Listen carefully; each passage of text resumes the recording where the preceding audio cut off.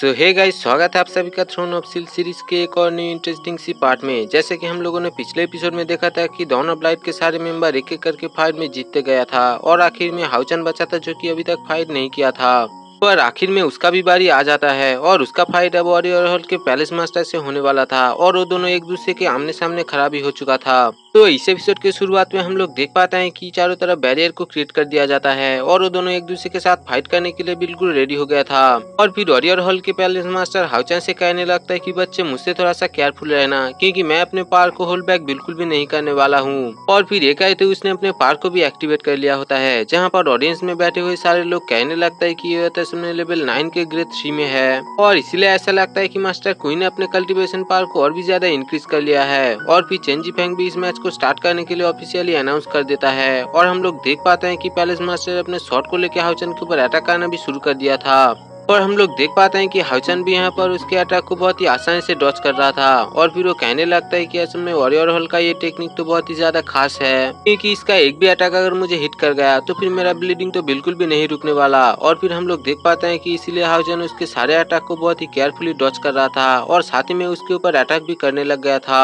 यहाँ पर इस चीज को देख के तो पैलेस मास्टर बहुत ही शौक होता है और वो कहने लगता है कि सच में इस बच्चे का डिफेंस पावर तो बहुत ही पावरफुल है, क्योंकि ये लगातार मेरे अटैक्स को ब्लॉक कर रहा है और साथ ही में मेरे ऊपर अटैक भी कर रहा है। और फिर ये कहते उसने बहुत सारे स्लैश हाउचन के ऊपर लगा दिया था, पर हम लोग देख पाते हैं कि हाउचन उस सारे स्लैश को बहुत ही आसानी से डॉच कर लिया था और फिर वो भी अपने शॉट का यूज करते हुए पैलेस मास्टर के ऊपर अटैक कर दिया था, जहां पर पैलेस मास्टर भी इसे डॉच करते हुए हाउचन के ऊपर अटैक करते रहा। और इस चीज को देख के अरीना में बैठे एक सीनियर कहने लगता है कि ये दोनों एक दूसरे को बराबरी का टक्कर कैसे दे रहा है, जबकि पैलेस मास्टर तो इसमें बहुत ही ज्यादा पावरफुल है। पर फिर भी हम लोग देख पाते हैं कि पैलेस मास्टर इसमें रुकने वाला नहीं होता है और इसलिए लगातार हाउचन के ऊपर अटैक करते रहता है। और हम लोग देख पाते हैं कि हाउचन भी उसके सारे अटैक को बहुत ही आसानी से डॉच कर रहा था, जिस वजह से पैलेस मास्टर भी इस पे बहुत ही गुस्सा हो जाता है और वो अपने इटर्नल ब्लेड एज का यूज करते हुए हाउचन के ऊपर अटैक कर दिया था। यहाँ पर हाउचन भी अपने शॉट का यूज करते हुए इस एज को बहुत ही आसानी से डिस्ट्रॉय कर दिया था और इस चीज को देख के ऑडियंस के सारे लोग बहुत ही हैरान होता है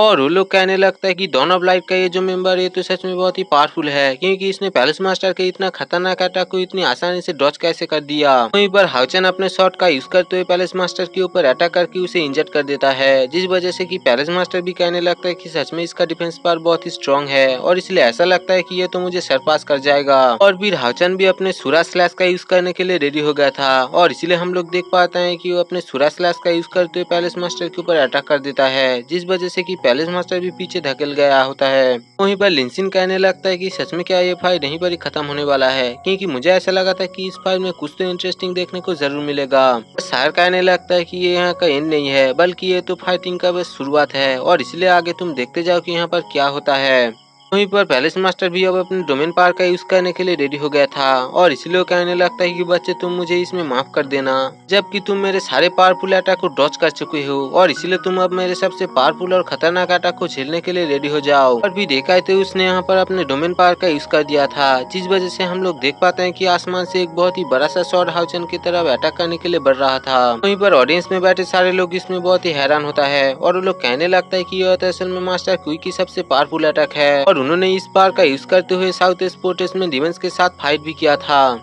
इसलिए वो लोग कहने लगते हैं कि शायद यहाँ पर डॉन ऑफ लाइट का ये मेंबर यहाँ पर मारा जाएगा और इसलिए ये तो चीज बिल्कुल भी फेयर नहीं है। और फिर भी हम लोग देख पाते हैं कि हाउचन को इसमें कोई भी चिंता नहीं होता है और उसने इस अटैक को बहुत ही आसानी से अपने शॉट की मदद से रोक लिया था और फिर वो भी यहाँ पर अपने लाइट डोमेन को यूज करने के लिए रेडी हो गया था, जिस वजह से हम लोग देख पाते हैं कि उसका ट्रांसफॉर्मेशन हो गया था और उसका लुक बहुत ही कूल लग रहा था। वह लाइट ड्रैगन ने बहुत ही आसानी से उस बिग शॉट को डिस्ट्रॉय कर दिया था और फिर हम लोग देख पाते हैं कि पैलेस मास्टर के बॉडी के अंदर से लाइट पावर असल में हाउचन खींच रहा था और इस चीज को देख के पैलेस मास्टर भी बहुत ही शौक था और फिर वो कहने लगता है कि इसने तो अपने डोमेन में मेरे लाइट पावर को एब्जॉर्ब कर लिया है और इसीलिए सच में इसका डोमेन तो बहुत ही ज्यादा खतरनाक है। और फिर हाउचन भी यहाँ पर अपने लाइट पावर का यूज करते हुए अटैक करने के लिए रेडी हो गया था और फिर उसने यहाँ पर अपने मीटेओराइट शावर का यूज करते हुए पैलेस मास्टर के ऊपर अटैक भी कर दिया था। वहीं पर पैलेस मास्टर इस चीज को देख के बहुत ही शौक होता है और वो कहने लगता है कि ये तो असल में लेवल 9 के ग्रेड 5 के पावर के बराबर है और इसलिए मैं इसे कभी भी नहीं जीत सकता। फिर भी वो यहाँ पर अपने जान को बचाने के लिए एक स्लैश का यूज करते हुए इसे रोकने की कोशिश करता है, पर हम लोग देख पाते हैं कि वो ऐसा नहीं कर पाता और इसमें बहुत ही ज्यादा इंजर्ड हो गया था। और फिर हाउचन कहने लगता है कि मेरे डोमेन पावर के अंदर जो कोई भी होगा उसके लाइट पावर मेरे द्वारा खींचा ली जाएगा और फिर मैं उस लाइट पावर का किसी भी तरीके से यूज कर सकता हूँ। वहीं पर ग्रैंडपा लिन भी इस चीज को देख के बहुत ही शौक होता है और वो कहने लगता है कि यह तो असल में बिल्कुल हाउचन के जैसा एट्रीब्यूट पावर है, क्योंकि हाउचन भी बिल्कुल ऐसा कर सकता था। पर हम लोग देख पाते हैं कि मास्टर कोई भी इस चीज को समझ चुका था कि ये असल में हाउचन है और इसलिए वो कहने लगता है कि सच में तुम इस चीज को डिजर्व करते हो, क्योंकि भले ही मैं कितनी भी ज्यादा पावरफुल हो जाऊं पर फिर भी तुम्हारे लाइट पावर के सामने मेरा एक भी नहीं चलने वाला। और फिर हाउचन भी अपने नकाब को हटा दिया होता है और इस चीज को देख के सब लोग बहुत ही हैरान होता है। और फिर हाउचन मास्टर कुई से कहने लगता है कि आप मुझे इसमें माफ कर देना, क्योंकि मैंने आपके ऊपर जानलेवा अटैक किया था। पर ली जेंगजी भी इस चीज को देख के बहुत ही हैरान होता है और वो कहने लगता है कि सच में ये तो लॉन्ग हाउचन है। वहीं पर हम लोग देख पाते हैं कि सारे ऑडियंस में अफरा तफरी मच गया था और वो लोग कहने लगते हैं कि क्या सच में ये लॉन्ग हाउचन है, और मुझे तो इस बार में विश्वास ही नहीं हो रहा कि वो यहाँ पर जिंदा है और इसलिए ऐसा लगता है कि यहाँ पर अब बहुत ही ज्यादा मजेदार फाइट होने वाला है। वहीं पर मास्टर सुहान कहने लगता है कि मेरा ग्रैंडसन तो असल में मिलियंस में सिर्फ एक ही है और इसलिए उसका मुकाबला कोई भी नहीं कर सकता। वहीं पर अब हम लोग देख पाते हैं कि मास्टर कुई ने अब इस मैच को गिव अप कर दिया था और उसने वहाँ पर हार मान लिया था। और फिर हम लोग देख पाते हैं कि हाचन भी अब नीचे आके उसे ग्रीट करता है। वहीं पर चेंजी फैंग भी अब दोनों ब्लाइट को इस मैच का विनर घोषित कर देता है और फिर मास्टर कुई हाउचन से कहने लगता है कि मुझे तुमसे पूरी उम्मीद है, तुम जरूरी फ्यूचर में जाके ह्यूमैनिटी को एक साथ यूनाइट करोगे और इसलिए मैं उस टाइम का वेट करूंगा। और फिर हाउचन भी उसे ग्रीट करता है और फिर वो दोनों वहाँ से चला गया था, जहाँ पर ऑरेंज के सारे लोग इसमें बहुत ही खुश थे और वो लोग कहने लगते हैं कि फाइनली यहाँ पर लेजेंडरी डीमन हंटिंग ग्रुप का लीडर हाउचन यहाँ पर लौट आया है। ये हाउचन देखता है कि नेक्स्ट फाइट मैजिक पैलेस और सोल पैलेस के बीच होने वाला था, जबकि मैजिक पैलेस से ली जेंगजी फाइट करने के लिए आने वाला था। और फिर तभी ली जेंगजी भी अब एरिना की तरफ आ रहा था और इसलिए वो दोनों एक दूसरे के साइड से होकर क्रॉस करता है, जहाँ पर वो दोनों तो एक दूसरे के एटीट्यूड में एक दूसरे को क्रॉस कर दिया था। तभी ली जेंगजी हाउचन से कहने लगता है कि इन 4 सालों में तुमने अपने पावर को इतनी ज्यादा इंक्रीज कर लिया जितना कि मैं इमेजिन भी नहीं कर सकता था। फिर भी तुम यहाँ पर बहुत ही ज्यादा यंग हो और इसलिए तुम्हारे पास ज्यादा एक्सपीरियंस नहीं है और इसलिए मैं तुम्हें यहाँ पर बहुत ही आसानी से हरा के इस टेम्पल कंपटीशन का विनर बनूंगा, साथ ही न्यू अलायंस का लीडर भी। पर हम लोग देख पाते हैं कि हाउचन इसमें उसे कुछ भी नहीं कहता और वहाँ पर कुछ ना कहते ही चले जाता है। फिर उसके आते ही सारे उससे कहने लगते हैं कि क्या तुम ठीक हो, जहाँ पर हाउचन कहने लगता है कि हाँ मैं बिल्कुल ठीक हूँ। पर इतने में हम लोग देख पाते हैं कि ली जेंगजी ने अपने ओपोनेंट को एक ही अटैक में हरा दिया था और इस चीज को देख के वहाँ के सारे लोग बहुत ही हैरान होता है। वहीं पर एक लड़की कहने लगता है कि सोल पैलेस का ये मास्टर तो बहुत ही टॉप एक्सपर्ट था, पर फिर भी ली जियांगजी ने इसे इतनी आसानी से हरा दिया और इसलिए ऐसा लगता है कि ली जियांगजी तो लेवल 9 का एक चलता फिरता पावर हाउस है। वहीं पर हम लोग देख पाते हैं कि ली जियांगजी अब हाउचन की तरफ देख रहा था और वो आंखों ही आंखों में उसे ही चैलेंज कर रहा था, पर हम लोग देख पाते हैं कि हाउचन भी इसे पीछे हटने के लिए रेडी नहीं था और इसलिए वो भी इसे टक्कर देने के लिए बिल्कुल रेडी हो गया था। वहीं पर हम लोग देख पाते हैं कि टेम्पल कंपटीशन का पहला राउंड अब यहाँ पर खत्म हो चुका था और इसीलिए जेंगजी फैंग कहने लगता है कि इस पहले राउंड के पहले पोजीशन में मैजिक पैलेस है, जो कि असल में 400 पॉइंट को कलेक्ट किया है,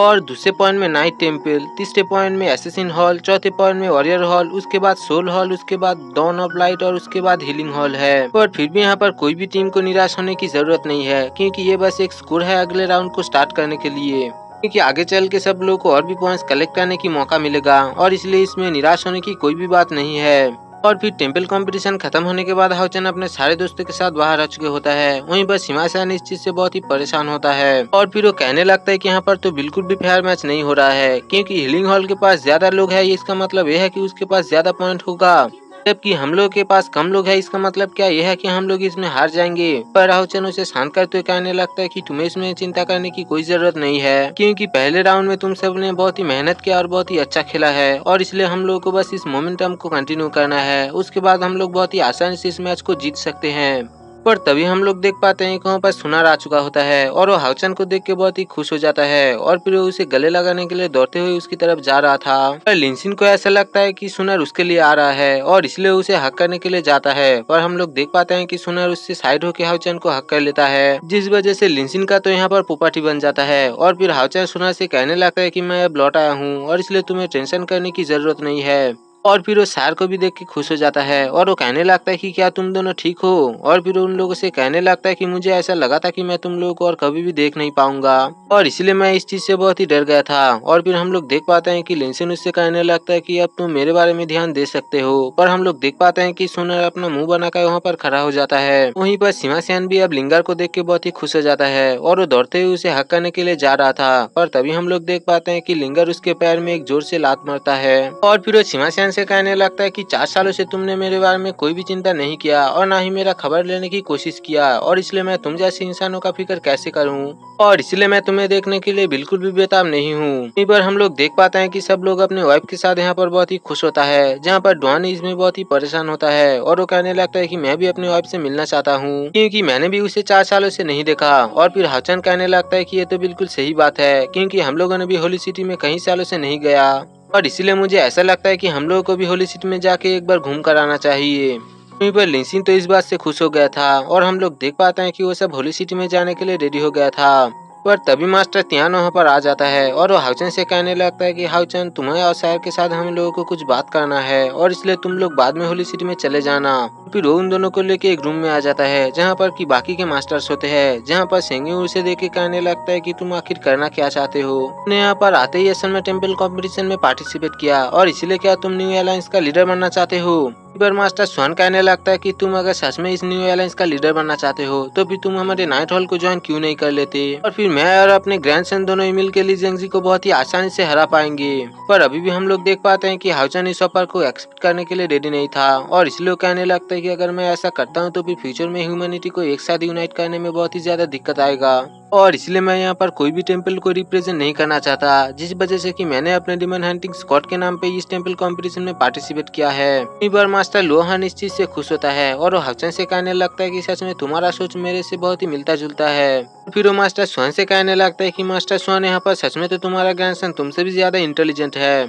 पर तभी मास्टर त्यान उससे कहने लगता है कि हाउचन तुम्हारा बेस्ट पार्टनर हाउ कैसे है क्योंकि उसके साथ तो तुम्हारा ब्लड कॉन्टेक्ट है। पर हम लोग देख पाते हैं कि हाउचन इससे बहुत ही उदास होता है और वो कहने लगता है कि जब डिमन एम्परर ने मुझे जान से मार दिया था तो उस टाइम हाउचन भी मेरे साथ मारा गया था और फिर बाद में मुझे इटर्नल हार्ट के द्वारा रिवाइव किया गया है, पर हाउ इसमें जिंदा नहीं हो पाया। पर फिर भी मैं उसका लाइफ एसेंस को फील कर सकता हूँ और इसलिए शायद उसे जागने में थोड़ा सा टाइम लगेगा और ऊपर से तो उसके साथ मेरा ब्लड कॉन्टेक्ट है और इसीलिए शायद फ्यूचर में मैं जाके उसे जगा सकता हूँ और फिर उसके बाद हमारे पास दोबारा से डिमंस पिलर को डिस्ट्रॉय करने की पावर होगा। पर फिर भी यहाँ पर बहुत ही रिस्क है क्योंकि डिमंस को अगर मेरे और हाउ के बारे में पता चल गया तो फिर होली और दोबारा से स्टार्ट हो जाएगा और वो लोग सिर्फ मुझे ही ढूंढने लगेगा और इसीलिए अब मैं डिमंस के साथ फाइट नहीं करना चाहता क्योंकि मेरा गोल तो असल में क्रिएशन थ्रोन के ट्रायल को स्टार्ट करना है क्योंकि इस तरह से मैं और भी ज्यादा पावरफुल हो जाऊंगा और इस तरह से मैं हाउ को भी दोबारा से रिवाइव कर पाऊंगा। पर फिर भी सिर्फ मेरा गोल ये नहीं है क्योंकि मैं यहाँ पर सारे 6 थ्रोन को दोबारा से एक्टिवेट करना चाहता हूँ और मैं उन लोगों को एक ही साथ यूज करना चाहता हूँ क्योंकि इस तरह से हम लोग ह्यूमन के फुल फोर्स को यूज कर पाएंगे और इस थ्रोन को एक्टिवेट करने के लिए मुझे हानी वांग बेंजग और फिंग भी मदद करेगा, जिस वजह से कि हमारे स्क्वाड के पास 4 थ्रोन होगा, जिस वजह से हमारा स्क्वाड सबसे पावरफुल हो जाएगा। पर हम लोग देख पाते हैं कि ऐसे बात सुन के वहाँ के सारे मास्टर शॉक होता है और वो लोग कहने लगता है कि ये तो बहुत ही ज्यादा खतरनाक है और भी मास्टर त्यान कहने लगता है कि तुम तो अभी काफी यंग हो और इसलिए मैं नहीं चाहता कि तुम इस तरह से अपने लाइफ को रिस्क में डालो। यहाँ पर लोहन भी इस चीज से परेशान होता है और वो कहने लगता है कि पूरे ह्यूमन लाइन में ऐसा कभी भी नहीं हुआ कि कोई भी सारे थ्रोन को एक साथ जगा पाया और ऊपर से 6 थ्रोन में से 2 थ्रोन तो ऐसा है जिन्होंने कि आज तक किसी को भी अपना मास्टर एक्सेप्ट नहीं किया और ना ही कोई उसे जगा पाया है। फिर भी हम लोग देख पाते हैं कि हाउचन इसमें पीछे हटने के लिए रेडी नहीं था और इसलिए वो कहने लगता है कि 4 साल पहले जब यहाँ पर होली वॉर हुआ था तो फिर उस टाइम ह्यूमन के पास कोई भी पावर नहीं था और इस वजह से यहाँ पर इंसानों को बहुत ही ज्यादा लॉस हुआ था और इसीलिए मैं इस गलती को दोबारा से दोहराना नहीं चाहता और इसीलिए मैं यहाँ पर तैयार होने के लिए थोड़ा सा टाइम लेना चाहता हूँ और उसी के बाद मैं पूरे प्लान के साथ डिमन एम्पायर के साथ फाइट करने के लिए जाऊंगा। पर हाउचन के ऐसे जज्बे को देख के मास्टर त्यान तो बहुत ही खुश होता है और वो कहने लगता है कि सच में तुम मेरे ग्रैंडसन होने के लायक हो। पर लोहान हाउचन से कहने लगता है कि मैं उम्मीद करता हूँ कि तुम अपने गोल को जरूरी अचीव करो और इसलिए मैं इसके लिए वेट जरूर करूंगा। और फिर अगले सीन में हम लोग देख पाते हैं कि हाउचन अपने सारे टीम मेंबर्स के साथ एक रूम में बैठा हुआ होता है और फिर उन लोगों से कहने लगता है कि भले ही हम लोगों ने टेम्पल कॉम्पिटिशन के पहले राउंड को क्लियर कर लिया है पर फिर भी हम लोगों के सामने बहुत सारे पावरफुल मास्टर्स है और इसीलिए उन लोगों को डोमिनेट करना हम लोगों के लिए बहुत ही मुश्किल होने वाला है और इसलिए तुम लोगों को अपने पावर के ऊपर ध्यान देना होगा। वहीं पर चेरी अपने सोल पैलेस के एक मास्टर के बारे में बता रहा होता है और उसे कहने लगता है कि वो असल में वाइस प्रेसिडेंट के पोजीशन के लिए सेंगसुई के साथ फाइट किया था और उसका पावर सच में बहुत ही खतरनाक है और इसलिए सेंगसुई अगर अपने कल्टीवेशन में ध्यान नहीं दिया होता तो फिर वो उससे बहुत ही आसानी से हार जाता। पर लिंसिन भी एक मास्टर के बारे में कहने लगता है जिसका नाम की मूमो है और फिर वो कहने लगता है कि ये मास्टर असल में डार्क मैजिक को यूज करता है जिस वजह से कि ये बहुत ही ज्यादा खतरनाक है और ऊपर से तो किसी ने भी आज तक इसके फुल पावर को नहीं देखा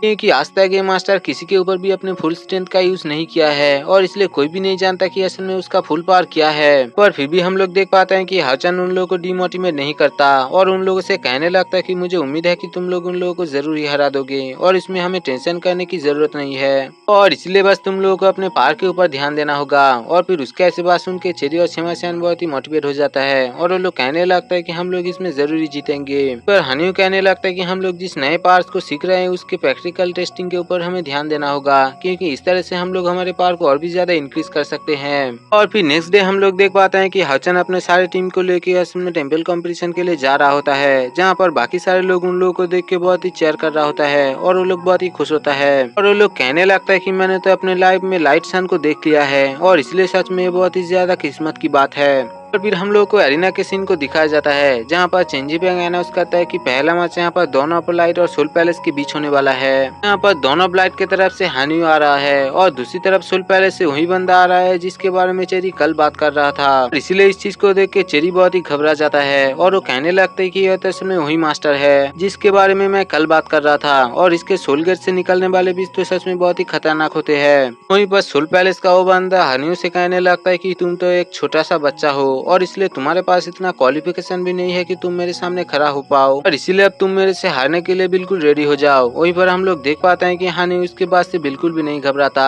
और इसलिए वो भी उसके साथ फाइट करने के लिए बिल्कुल रेडी हो गया था। और फिर इसी के साथ ये एपिसोड यहीं पर ही खत्म हो जाता है। दोस्तों अगर आपको मेरी एक्सप्लेनेशन अच्छी लगी हो तो चैनल को सब्सक्राइब कर देना और एक लाइक करना मत भूलिएगा।